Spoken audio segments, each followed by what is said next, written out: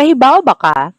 Naay mga phrasal verbs nga pwede natong gamiton kung maghiskutag pakigrelasyon, whether about friendship ba or sa mga relatives or sa gugma-gugma. Get along. Magkasinabot kay ganahan sa usag-usa. Pwedeng magkasinabot as friends or magkasinabot kay nagkagustuhay with feelings na. Example, Maurice and Carlo get along really well. Nagkasinabot syud ni silang duha. Fall for, nagkagusto, nahulog ang loob, matud pa. Mo na maingon ta na fall man ko sa iyaha oy. Ang complete phrasal verb ana na fall for somebody. Fall for dayon name sa nagustuhan. Example, David fell for Jessica the first time they met. Fell kay past form sa fall. Nagkagusto si David kang Jessica unang kita pa lang. Ask somebody out or ask out. Nanghagad og date. Maybe nanghagad tanaw sine adto sa park, suroy sa baybayon, dinner, tanaw concert. Basta kay form of date, kanang makiglaag sa nagustuhan para makigila-ila pa more. Ang paggamit ani, ask somebody out.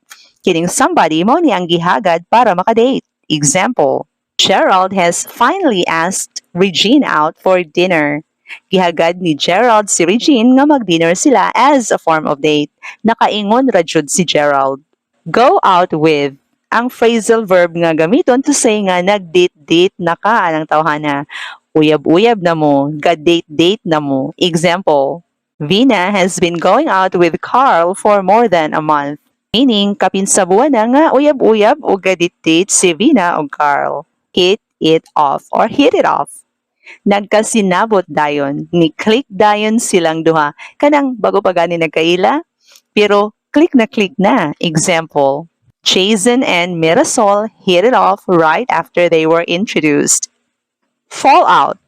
Nagbuwag tungod sa away. Pwedeng friendship or love life. Pareha aning example.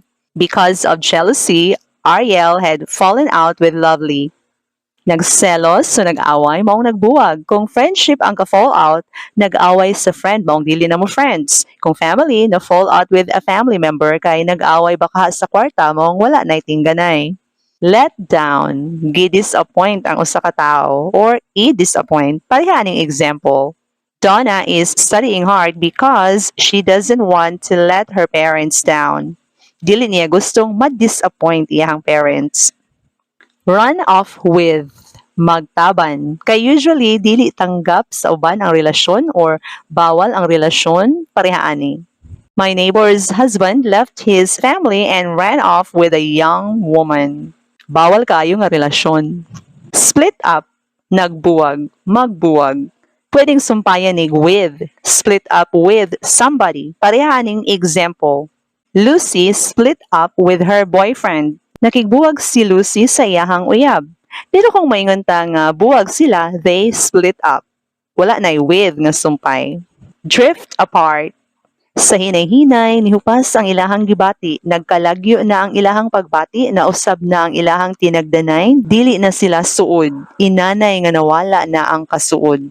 Tungod ba kaha kay wala na magkita for a long time or nag-away bati, hangtod na awkward, friendship man or romantic relationship. Pareha aning example. We used to be very close, but we drifted apart over the years. Break off something. Gitapos ang connection sa ilahang relasyon. Pareha ning example.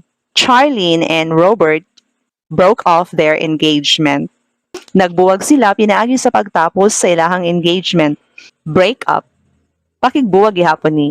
Usually sundanig with ug ang tao nga gibuwagan. Pareha ning example. Rose broke up with Jack after a long engagement. Gibuwagan ni Rose si Jack. Makeup. Mag-uli human sa away. Naa na gani magsinurihay o magpinasayloay, humag-away, friendship or romantic relationship man, nag-makeup na sila. Dili pagwapa niya makeup, but pakig-uli sa maayong relasyon. Example, in most relationships, couples fight, then make up. So ana jud na ang mag-uyab or magtiayon, mag-away pero mag-uli ra. Bisan ang magsuon or maghigala, mag-fight, then mag-make up after.